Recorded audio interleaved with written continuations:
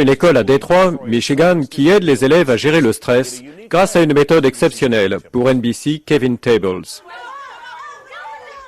Les garçons et les filles de l'école Nataki Taliba à Détroit ne sont pas différents de ceux des autres écoles, sauf peut-être pendant 10 minutes, 2 fois par jour, quand tout ce qu'ils entendent, c'est du silence.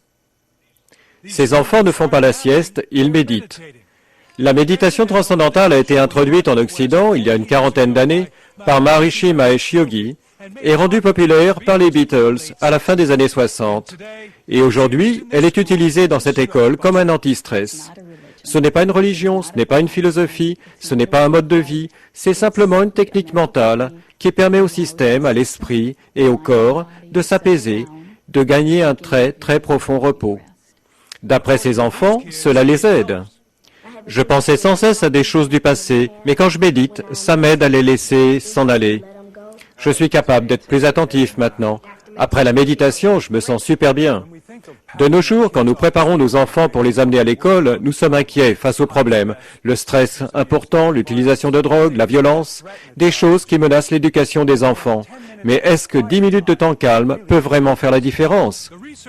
La recherche scientifique dit que oui. L'Université de Michigan a suivi 140 élèves de l'école âgés de 10 à 14 ans. Ils ont trouvé qu'ils étaient plus attentifs, plus satisfaits, paisibles et calmes. Je me mettais souvent en colère, mais maintenant je suis plus calme. Et les études montrent que les élèves qui méditent ont de meilleurs résultats scolaires que les enfants qui ne méditent pas. Ma moyenne s'est nettement améliorée, de 3,4 à 3,8. Maintenant, j'ai de meilleurs résultats, j'ai évolué.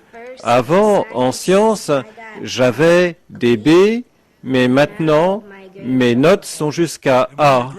Et quand vous avez de si bonnes notes, peu importe ce que pensent vos amis sceptiques. Ils disent que c'est la chose la plus étrange au monde. Ma meilleure amie m'a dit cela. Ils ne pourront dire cela pas plus de 3 secondes, car pour moi, je sais que c'est toujours la meilleure chose.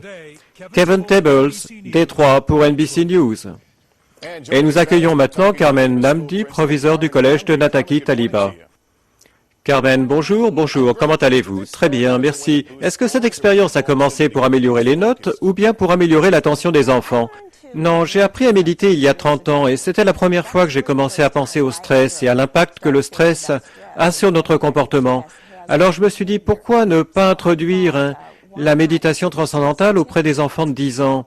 Comme vous le savez, beaucoup d'adultes cherchent dans les librairies des livres pour les aider à trouver des réponses. Et chaque fois que vous en lisez un, vous vous dites « Ah, si seulement on m'en avait parlé quand j'avais 10 ans ». Et c'est vraiment ce qui m'a décidé à leur faire prendre conscience de ce qu'est le stress et l'impact qu'il peut avoir sur le comportement.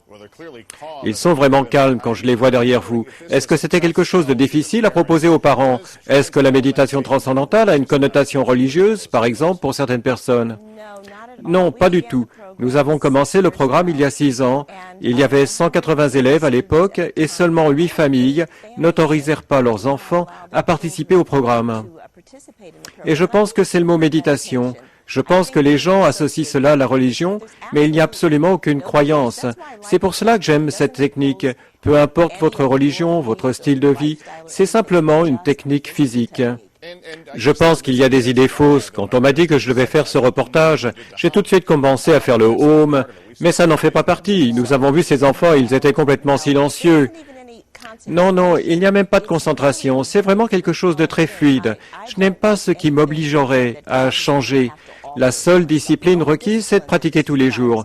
C'est comme quand vous vous regardez dans le miroir et que vous vous dites que vous n'êtes pas en forme physiquement et vous décidez de faire des exercices et vous pensez que cela va vous remettre en forme. Non pas en une journée, il faudra que vous vous entraîniez plus longtemps pour avoir des résultats. Ok Carmen, ce n'est pas bon marché. Je sais que vous avez eu des dons et des aides, mais je pense que c'est une offre un peu chère pour la plupart des écoles. Oui, c'est vrai. La fondation Daimler Chrysler est celle qui a initié ce projet pour nous, puis General Motors est devenu également l'un de nos sponsors. C'est la façon dont fonctionne ce pays. Tout ce qui touche à la santé est cher, tout comme l'assurance maladie. Est-ce que les professeurs méditent aussi? Oui, les professeurs le font aussi. Il y a des études qui ont été faites dans le pays et qui montrent que seulement un professeur sur 4 continue dans cette profession. Ça fait peur. C'est dû en partie au fait que le métier d'enseignant est très exigeant et très stressant. Et donc, je suis contente de le proposer comme une prestation de santé. Merci beaucoup, Carmen, d'être venue parler de ce sujet. Merci.